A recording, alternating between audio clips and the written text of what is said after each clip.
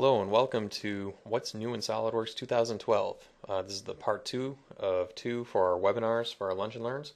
My name is Nate Andrews and we'll get you going here in just a moment. Just want to take a look at the agenda for the day, what we're going to kind of look at in the next hour or so.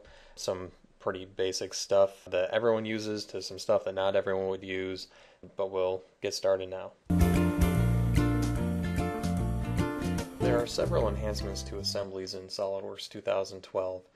For starters, I want to take a look at this folder structure that I have.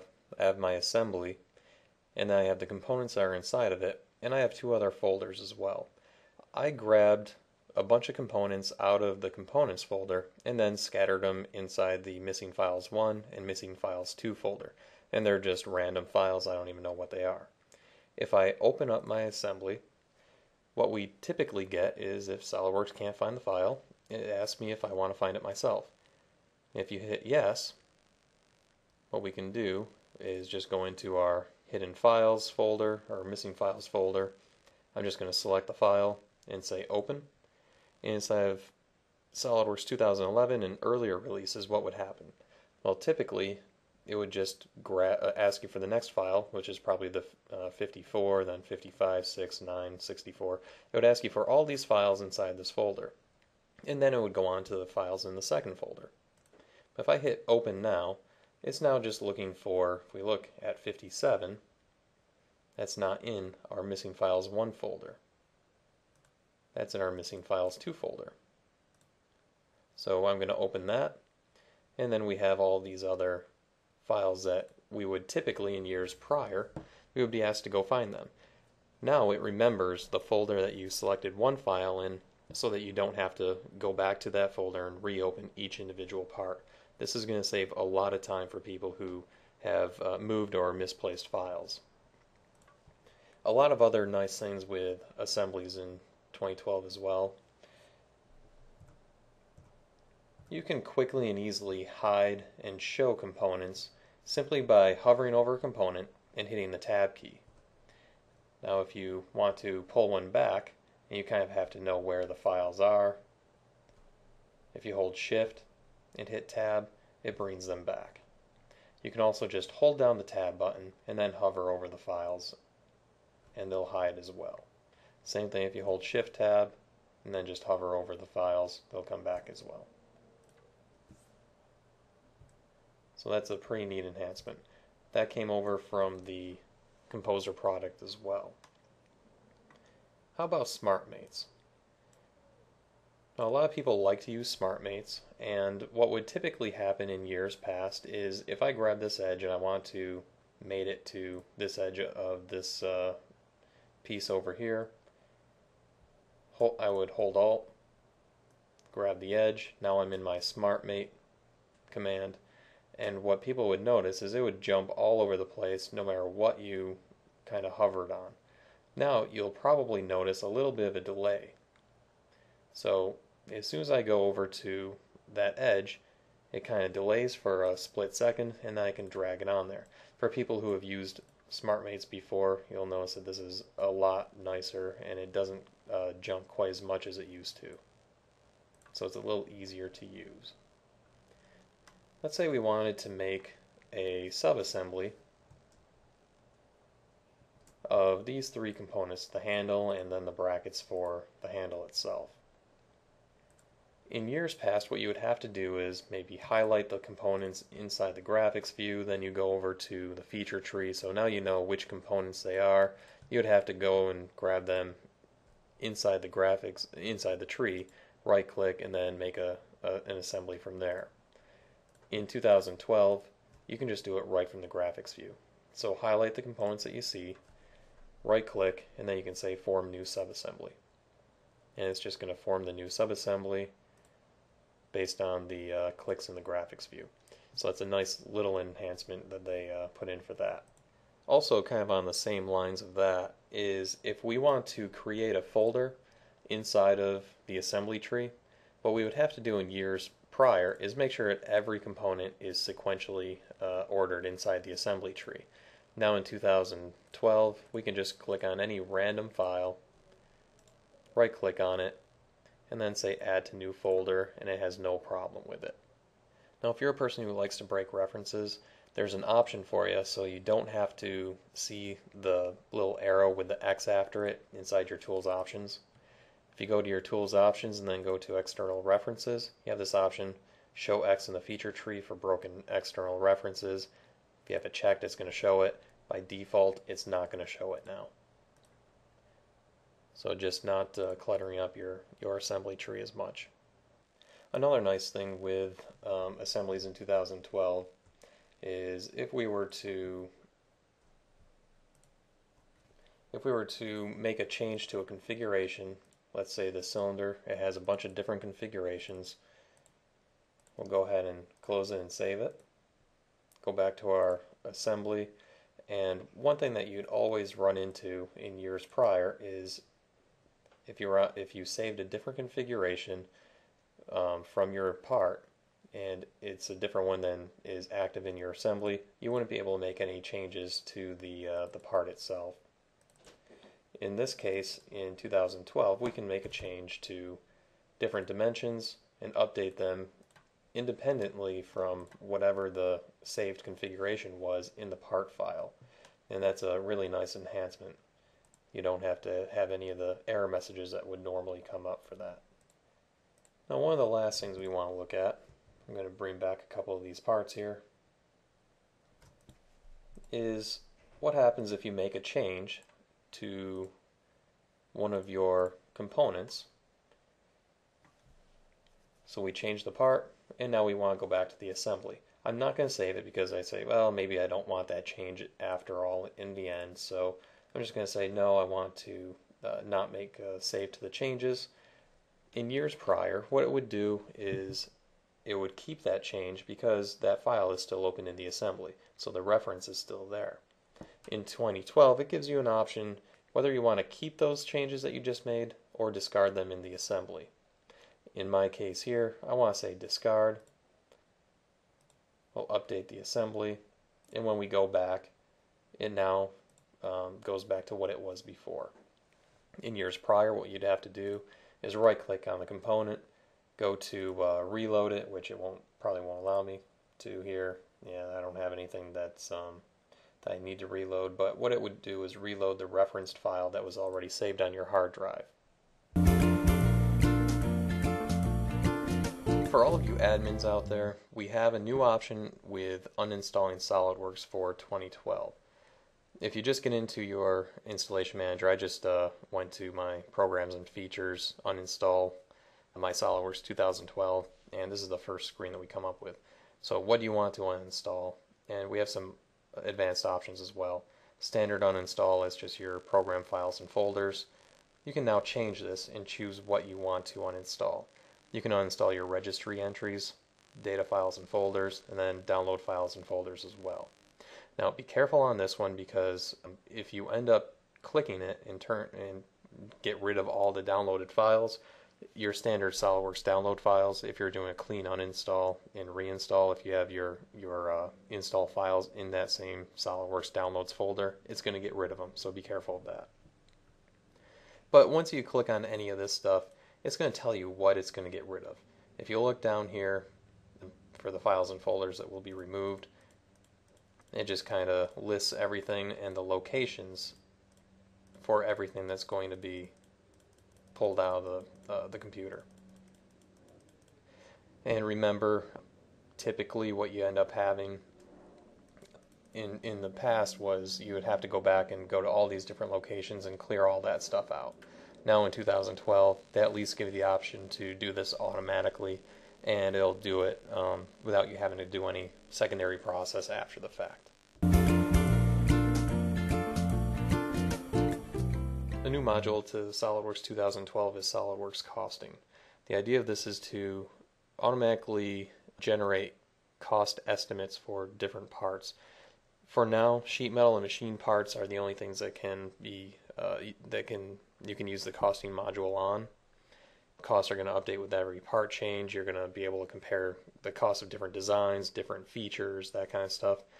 And also, you're going to be able to utilize manufacturing templates that you can customize any way that you want based on machines and processes that you use in your in-house part manufacturing. What we're going to do is get instant estimates and compare changes. You can quickly output reports as well. You can simulate internal and outsourced manufacturing facilities. So if you have yourself versus maybe a competitor or someone that you outsource some of your work to, you can get their costs compared to yours. And then we can also display your costing information inside of your bill of material and inside of your assemblies with utilizing assembly visualization. Some of the key benefits are outlined here for management executives and for designers, engineers, engineering managers, and manufacturers. This can be utilized for instant quoting. It can be utilized to get a good idea of what a redesign might cost or of what your initial design versus your final design, what's the difference in the cost for those as well. And the idea is to completely lower the cost of your creation of parts and mainly get more work into your shop. If you're a job shop and you're trying to see what it would cost to actually create those parts. So let's take a look at it. Now what I want to do is start with a basic sheet metal part. It's nothing too fancy, a couple of edge flanges and some features inside there, that's about it. To get into your SOLIDWORKS costing, you're going to want to go to your Evaluate toolbar, activate it, turn it on, and then you have SOLIDWORKS costing. Now SOLIDWORKS costing is going to be only available for SOLIDWORKS Professional and Premium users. The reason for that is it doesn't have to be a native SOLIDWORKS file that you perform the costing analysis on. It can be any sort of imported part as well. In the background it kind of utilizes FeatureWorks, and that's why it has to be SOLIDWORKS Professional or Premium, because that's what FeatureWorks is in. So let's go ahead and take a look at it. If we click on the SOLIDWORKS costing, we have sheet metal costing. I'm going to turn that on, and you can create your own templates and that kind of stuff. We'll take a look at that in a little bit. But we can say what we want for our material class, and this is just some built-in materials here. You can create, again, your own templates. All this stuff that we see here, you can create in your own template for what you typically use. So what type of steel do we have? We're going to just say plain carbon. Thickness from the template, 0.8. Material cost, you know that, you'll put it in there. Then your blank size, you have your bounding box. So if you're looking at your basically your flat pattern here, it's going to be able to pick that up. It's picking up the bounding box from your flat pattern. You can also do the flat pattern area as well, or you can do a custom sheet size or custom area. And you can also just offset it based on this by another millimeter, say. Now I'll show the preview in the graphics area. It's going to show you the size of your sheet that you're going to use for it. Now, how many of these are you using, or are you creating? And then what's your lot size? So we'll just leave it as 100. You can also put in your markup and discount. So if you wanted to show that, you could.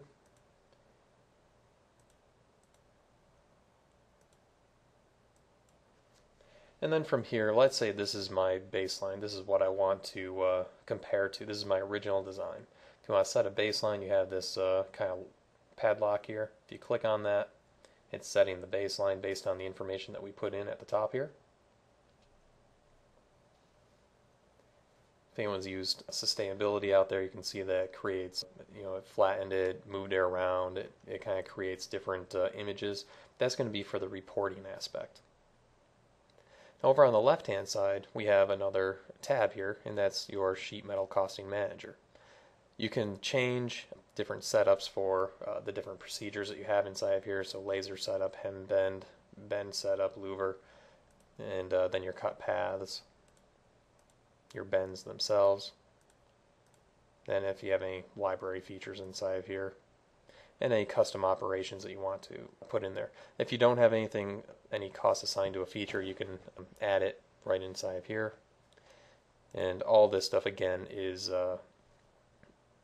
customizable. So if you right click on the setup folder, you can add a setup cost or select a setup cost. So maybe you have to inspect something and So you can add that kind of stuff in here.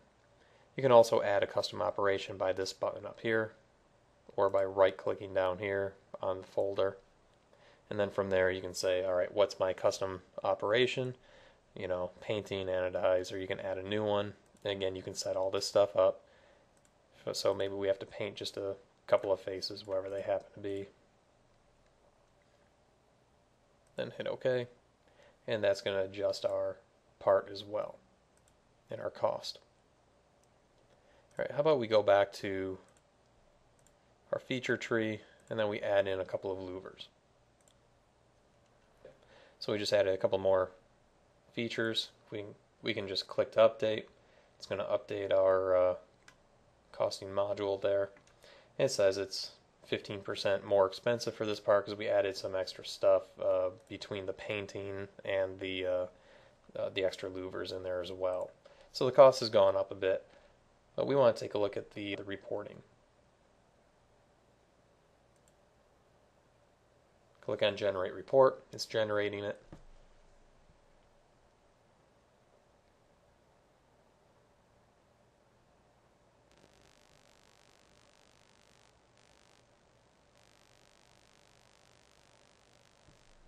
And there we are. So if you want to, you can change this template as well. You can put in your company logo, company name, and all this kind of stuff. It's just a Word document that's a template. So we have the costing for the first part, and this is actually our finished version here. We can see the report itself, and our baselines down here on the right-hand side. So your baseline versus the current one, you have the price for it, and then it breaks it down per cut path, per bend, punch feature, and so forth. So it's a pretty nice comprehensive report that's created from this as well. Let's take a look at a machined part. Now, just a little different than the sheet metal portion, but not too much different. Again, get into your costing, hit the pull down for SOLIDWORKS costing. You can see this time it says machining costing. What it's going to do is pick it up based on the part itself as to which one is shown there.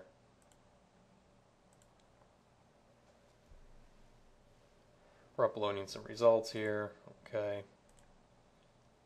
And then again, we can choose the material, choose the class and the material name itself, material cost, your stock body. So what do you start with for your part? Is it a plate? Is it a block?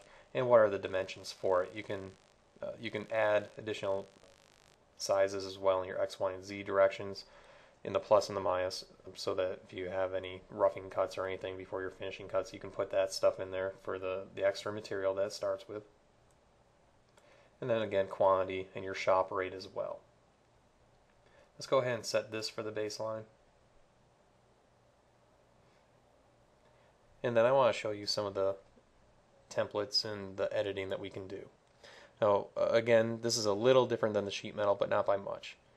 You can show the cost, you can show the time that it takes to do these different operations. So for your setup, for the different features and everything, for the actual operation, the mill operation here, whole operations, and so forth. So we got a slot in there as well. And again, you can add custom operations just like it could before. I want to show you a little bit of what the template looks like. So if you go to Launch Template Editor, this is the nuts and bolts of the entire thing.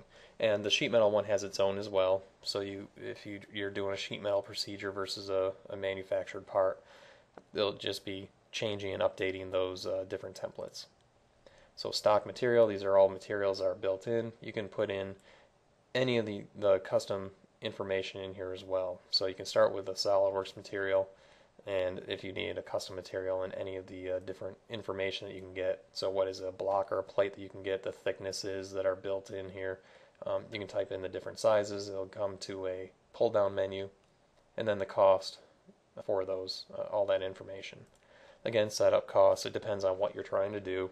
You're trying to mill, drill, inspect, whatever it happens to be. You can put your cost in for that. So, is it in this case $5 per part or $20 per lot? So different operations now.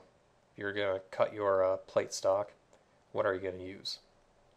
And then the different options are down here, just changing your template a little bit. So the time, the thickness, the machine that you're going to use, the material, and the class. Milling, same idea. So this is where you can put in your feeds and rates and everything else. And just down here in this chart. So again, I just have a mill in here right now. You can add another machine and then set all that stuff up as well. Drilling operations, and if you have any special library features that you use in your parts a lot, you can just set that up and set up the cost for that as well. Custom operations, painting, and anodizing. That's all we have in here right now as well. So for the template editor itself, you would just save it out, and then you would want to utilize that for your template in here. If you have multiple templates, you can just hit the pull down and grab those. So once again, generating a report, same idea. You can also send the report in an email or something to someone as well. So generating the report, and once it comes up, we'll see the final analysis. And this is going to be the quick overview of SOLIDWORKS costing.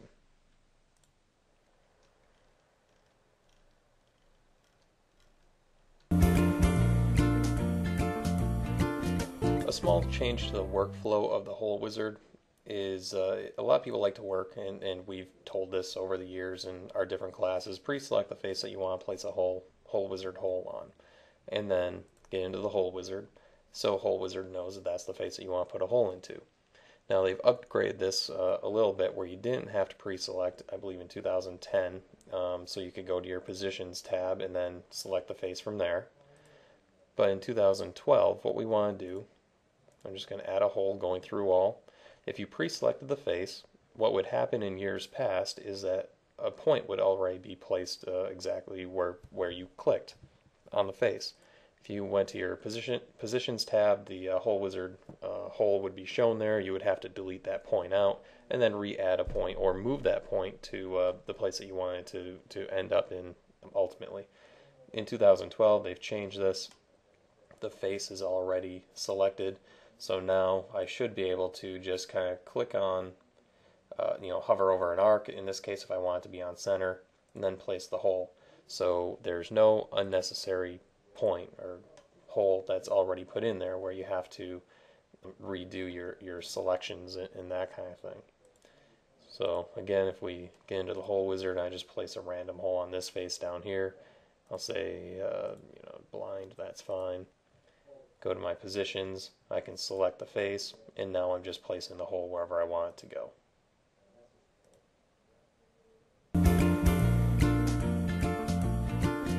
The toolbox has been completely revamped in 2012.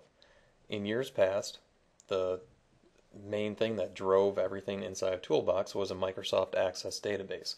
A lot of people who use Toolbox know it's the swbrowser.mdb file that's installed every time you install SOLIDWORKS. Now this is still going to be installed regardless, because it still has some hole wizard complications in there. It has the sizing and everything for hole wizard, so that's still installed with SOLIDWORKS, but now all the information is stored inside the part file rather than inside that database. So if we try to add in some different sized screws here, and maybe some bolts, some nuts as well on the back side, we'll notice that it's going to go much quicker than what it typically did in 2011 and earlier. So what would typically take forever is that right there where I dropped on the bolt to opening up where we have the configure component. And it again resized everything, and that would typically take a little amount of time to load up all the stuff from the database to populate in the properties for that bolt. So this is just a nicer and quicker way of working with Toolbox. I think anyone who uses it is going to be pleasantly surprised as they work with it and just see how much faster it is than what it was before. In addition to that, now that everything is out of the database, we can also go to our toolbox and then configure, and you can do some new things inside of here as well. I'm just going to go down to my customize my hardware, and we have our toolbox standards here, ANSI inch, metric, Australian, British, and so forth. What we can do now is say, all right, in my company I don't use some things, and in other instances I use other pieces of hardware as well. Now the old way of doing it is just kind of turn off the different things that you're not going to use. Oops, if I go back there. So you uncheck it. So you're not going to use those standards, and it's not going to show up in your design library where your toolbox is. What you can do is just say, well, even in my ANSI inch, I only use a few different things. So what we would do is right-click on the toolbox standards, add a new folder, call it really whatever you want, call it my hardware, and then from there you can add in different things. I want to add in maybe washers, nuts, and bolts and screws. So from that folder you can either right-click on it, you can cut, copy, paste, delete. You can add subfolders, you can add files to that folder just by clicking on add file. But if I want to pull in, say, all the washers, can right click on it, copy it, cut it, either way. Go into my hardware, right click and paste again. Control C and Control V also do work here, just to let you know. So we'll copy those in, go back down, paste in the nuts, and then let's go up to the bolts and screws, copy, and then paste. And it's just going to pull all that information over. And now if we save it, we can utilize this inside of our designs. So it does take a little time, and we'll fast forward it a little here. There we go, we saved it. I'm going to close it down. And then let's add the nuts on the back side there.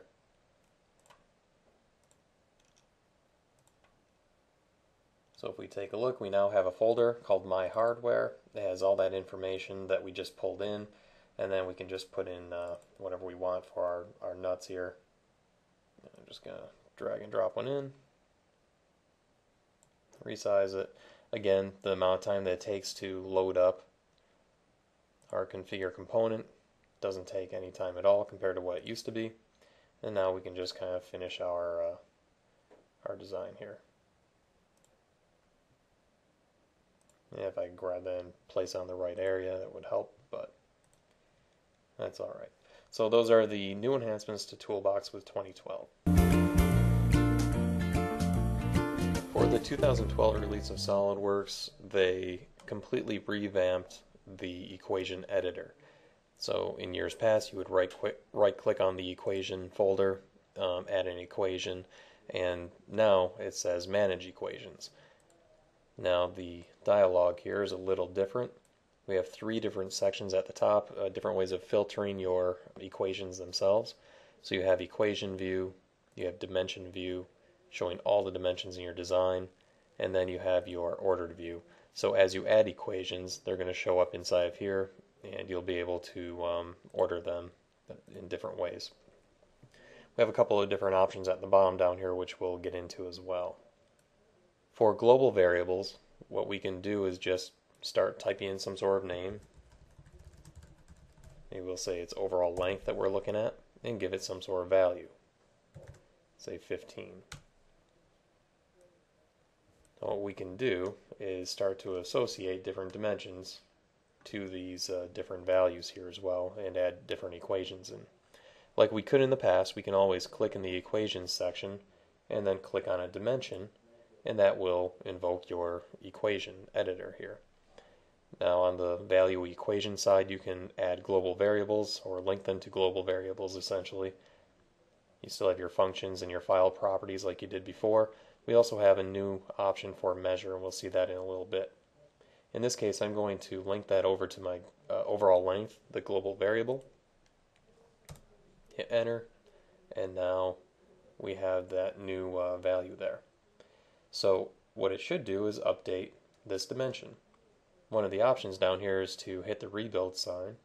Once we do that, it now updates your dimension and rebuilds the model. We can also check on automatic rebuild, so anytime you make a change, it's going to update automatically. just on the fly. If we go over to the dimension view, another thing that we can do inside of here is change the dimension name under dimensions here. So if I call that length, it updates the name. We can see it update over in the model itself as well. So that's a kind of a nice thing as well. Under ordered view, we have an option in here for automatic solve order. Now that we have different equations inside of our equation editor, what we can do is if we have these maybe out of order, it's SOLIDWORKS is solving them incorrectly, you might see a warning or an error inside of here. If you turn on the automatic solve order, what that's going to do is automatically reorder your equation so that you don't have to see any of those messages or warnings. It's going to kind of eliminate that those problems that you might find. Let's go ahead and hit OK and take a look at a couple of other options that we have in here. Inside of your modify dimension dialog here, we have an option at the top now. Instead of having to go over to the left hand side and change under primary value, changing the dimension there, they have it right at the top here. So we can call that height, and then we can see the update in the name. Now in addition to that, what we can do is invoke the equation editor right inside the modify dimension dialog. So if you just hit equal, you can pull in again global variables, functions, file properties, and measure as well. So let's say we want this to be the overall length and divided by 2 maybe. Hit enter. You can rebuild. So it rebuilds and hit OK. So now we have an equation associated to the height. Well, let's take a look at this one over here. Let's invoke the equation editor again. And this time let's take a look at the measure icon, option here and see what it does. What you can do is select the two different faces that you want to measure. It's kind of like using your measure tool for it, but what it's going to do is put a reference dimension out here. And it's RD1, reference dimension 1. And we can utilize that dimension inside of our dialog here as well. So that's going to equal the RD1, and you can give it some sort of denominator as well. And we'll just say it's divided by 3, hit OK, rebuild it, and that's what it looks like. Now you can also, let's change that and say instead of divide by 3, divide by 2. Oops, hit OK, there we go, updates. You can also now make dimensions equal to each other just by hitting equal, clicking on the dimension, hitting OK, and now you can see that update. In years past you would have to go in and link dimensions together and kind of deal with that, and that was kind of it was a little difficult to do that, so they made it a lot easier with a lot of the new options inside the new equation manager. In every release of SOLIDWORKS there are several drawing enhancements, and 2012 is no different. Let's start with taking a look at a section view that is inside of this assembly drawing, and we're going to look at the arrow style itself. In 2011 and previous versions, the arrow style would always be the exact same thing as the dimension style, arrow style. In 2012, if we go to our document properties, our view labels, and then section, we can now change that arrow style separate from our dimension arrow style. So you can have a little more control. Also, you may know that if you click on a component inside your drawing view, you can open it up, open up the part or the assembly. They have another option to open up a subassembly. So we can open up either a part, a subassembly, or the overall assembly now. So we can go ahead and open that up. Then let's go ahead and change a dimension in here. We're just going to change this dimension from 80 millimeters to 75 and update it. And then we want to open up the drawing based on this part. Now what we're going to notice as soon as this happens is in this drawing view the dimension colors changed. Now what this is letting us know, and this is only the first time that you open up the drawing after the dimension is changed, and as long as if you don't save it, then it's going to come up again. But what it's going to let you know is what the dimension used to be, what it is now, and it also just shows your color inside here for the dimensions. So it's highlighting what has changed in that model. Now if we go to our tools options, there is an option for this. If you go to your system options and then colors, the option is down at the bottom here. Use specified color for changed drawing dimension on open. And what this is going to do is leave this as a different color only for this first time that you open up the model, the drawing.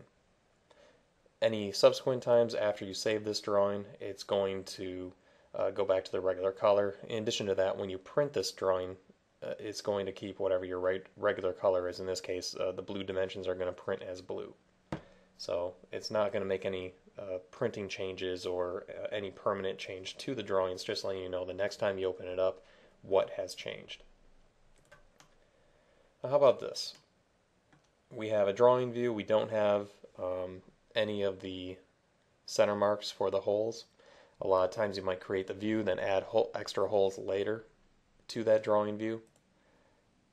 And then you'd have to go to your center mark and add each one in for each of those holes.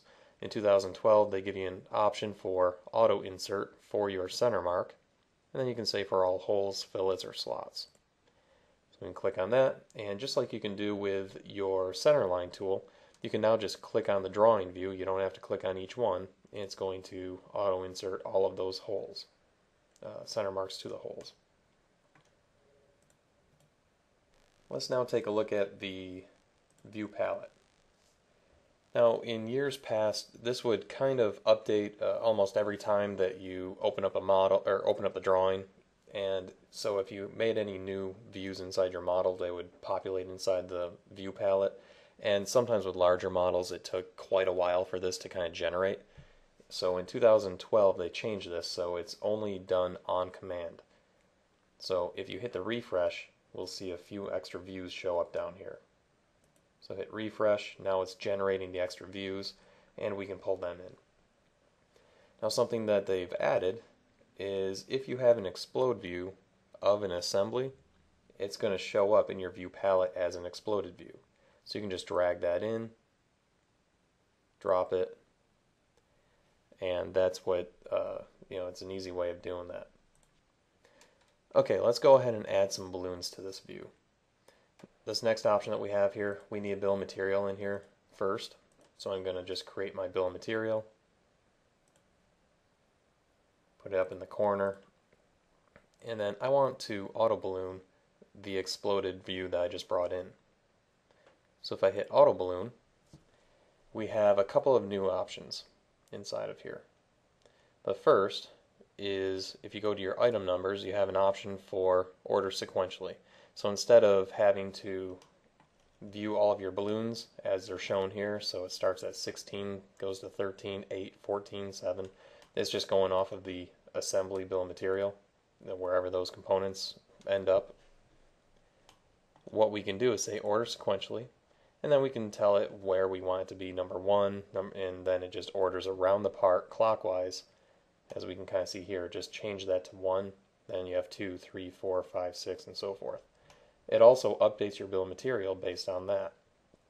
So you can select the first item, and let's say I want this balloon to be my first item. I can click on it, and then it reorders all the balloons and as well as the bill of material. So now it goes up to 16, then jumps to 1 here, and it always goes clockwise depending on where you select for your first item.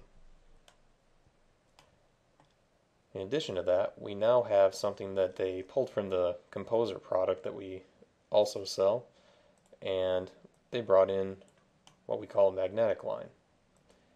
Now we can drag this over, you can change the angle of it, you can move the balloons around on it, change the length, just replace where the balloons, how they're laid out. You have a little control on the line itself. If you just click on the line, you can change the length of it and just type in a number. You can also change the angle of it, so if you want one specific angle, you can. And then the spacing, you have free drag, and this is how you put the balloons on that magnetic line. So you have equal and then free drag. I'm just going to say equal, so if we change the length of the line, they're going to be equally spaced. It's a little easier to deal with. At any given time, you can take off one of the components, one of the balloons from that line, or put it back on. And you can also move them from different magnetic lines as well.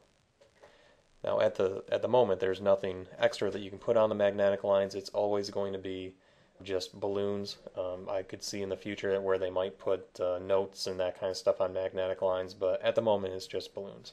You can also create your own magnetic line. It's right on your annotation toolbar, and you're essentially just drawing a line, and then you can drag and drop different balloons from one magnetic line to another that way. There have been a few nice changes to stacked balloons as well. I want to show a stacked balloon where I have my size as user defined and my style is going to be underline, and then for the balloon text I'm just going to put in text. And this shows it pretty well. If I add in my balloon, my original one, I can put in whatever text I want, just like I could before. There we go. But now, as you can see, the SOLIDWORKS kind of hangs over on either side. You have a little bit of control on this now. So if you click on this, you can change under more properties, you can change the text, how it's going to lie in here, right, left, center, justified, and this isn't going to make much sense until I add some more. So let's go ahead and do that. Right click and say add to stack, and I'm just going to click on something else and put them in here. So how's the stack supposed to be lined up? You can choose. Right now it's horizontal, make it vertical. So we'll go ahead and do that. And now if you click on either any of these options, you now have, if this is user defined for your size, you have an option for an arrow, and you can just kind of drag it to change the length of that line, make sure everything goes on there pretty nicely, and it's a pretty nice way of doing it here. And it makes it a lot easier compared to what it was in 2011 and earlier, which I'm going to flash on the screen right now. On the left hand side, that's 2011, and you can see here that's 2012. A few more enhancements that we have. If you notice inside my drawing here, I have section BB. What happens if I add another drawing section or detail view, section view, anything like that? Right now I have BB. I don't have any other section views or detail views that would use the A. So in this case we deleted out the A, we left the B. What happens if you add a new one? Well, in previous years you would always end up going back and it would just say C for the next version, and now in 2012 you have an option, another tools option here. If you go to your drawings, you have an option for reuse view letters from deleted auxiliary detail and section views. So what that's going to do is allow us to just reuse that A letter. So let's go ahead and add in another view, just a detail view this time, something like that. Now you can already see that it says A, but if I place it, the detail does say A. Let's make that a little smaller. So it says detail A. So that's kind of nice. How about an enhancement to the whole table? Now if we look at the whole table itself, it gives us our locations, which is normal, our sizing, which is normal to this point.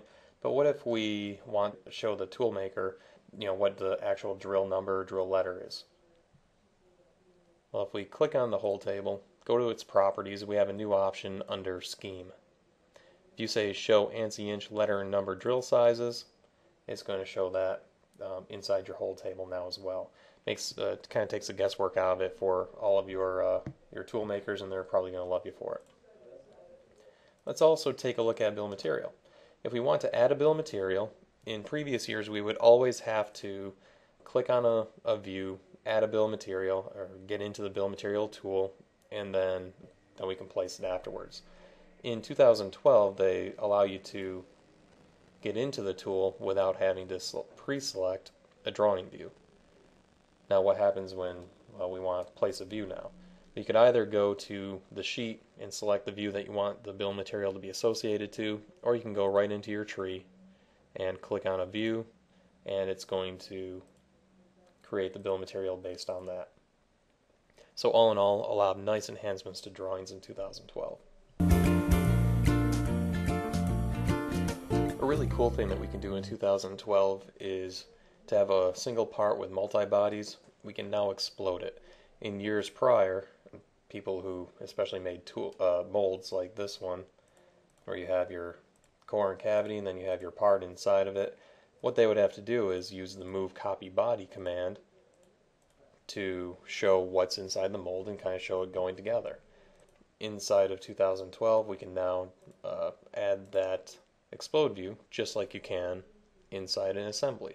So right click on your configuration, say new explode view, and then it looks just like it does inside of your assemblies as well. So click on the parts, add your explode steps, and then you have your explode view. So that's a pretty neat thing inside of 2012, and of course you can collapse it and show it and explode it again. You can't animate it like you can with assemblies, but that's okay. Let's go ahead and make a drawing from that. Again, just like we learned with our drawings inside of assemblies, if you have an explode view, it will show up in here. You refresh it. So there's my isometric explode view. Drop it in, and then from there you can do whatever you need to for your drawing as well. Now something that's kind of neat about this, and this does work with assemblies as well, if you click on the explode view itself, you have an option under your reference configuration. You have a checkbox that says show in exploded state. Works the exact same way with assemblies, but that's a pretty nice nice way of going back and forth, because the old way of doing it, if we all remember, is click on the view, scroll all the way down, go to more properties, and there's that checkbox that does the exact same thing. So makes it a little easier, and it's a little more user-friendly. Sheet metal inside of 2012 has a lot of nice new enhancements. For example, if we take a look at this kind of wire channel here, how would you have created that in previous releases? Well, it looks like it's just a swept profile, and that's exactly what it is. We have a new option inside of our SOLIDWORKS 2012 for that. We'll go ahead and open up that file. And it's just like any other flange, or any other sweep inside of SOLIDWORKS, where you have a profile as well as a path. So we'll just choose a path and a profile. You have some of your standard sheet metal options for your sizing and thickness and bend radius and all that kind of stuff. You can select that. If we hit OK, we now have that swept flange now. Of course, you can flatten that and get all your bend lines and everything else.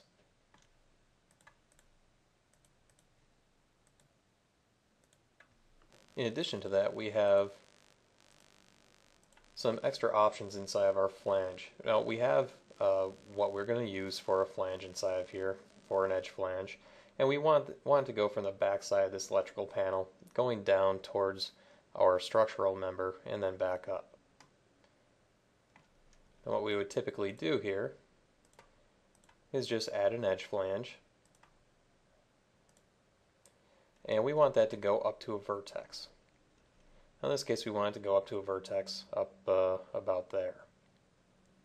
So what we're going to say is say up to vertex, select it, and now we want to make sure that we can have that go down along this angle, and that's a 45-degree angle.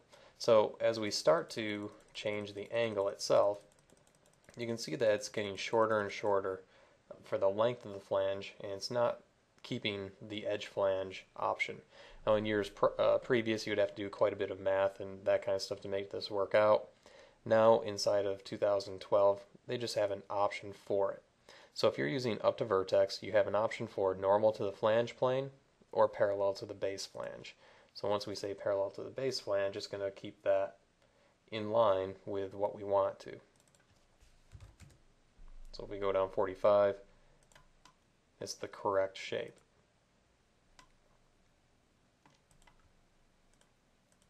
Let's go ahead and open this up. Now we have some other options inside of here. As soon as we look normal to, we have this construction geometry already built out for us. We want to add in some form tools. Now they've completely redone the form tools, and this is a good thing. What we want to do is first bring in maybe some wire clips. I'm going to drag and drop this. This is going to look much more hole wizard than what it has in the past. So it has a type and a position, rotation angle. You can flip the tool going inside or to the other side depending on which side you dropped it on.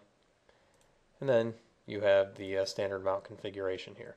Link to the form tool, and then you can go over to your positions. And I know they haven't quite done exactly what they did with the hole wizard, where you don't have the pointless point basically. So it already put a preview in there for one of them. But one thing that we can do now as well, and this is true to hole wizard as well, if we click on a point, it's going to automatically allow us to put the feature in there. It's in the years past, it would typically yell at you and say that you can't put a point on a point. So in 2012, you're able to do that, no problem. So let's hit OK, and let's add in some more, in this case a louver. I'm going to drag and drop it. Again, you can flip it or rotate it around. And the nice thing about this as well is that you can have configurations inside your form tools. In years past, you would have to have a different form tool for each size or configuration of that form tool. So now we can choose whatever we want, put it in here, go over to our positions, and again place them. Those are probably running into each other, which they are. So we can just choose a different size. Just like in hole wizard, you can go back to the type, and you can make a change to it. So we'll say 200, then hit OK. Those are really nice enhancements for our sheet metal. Well, let's make a drawing from that.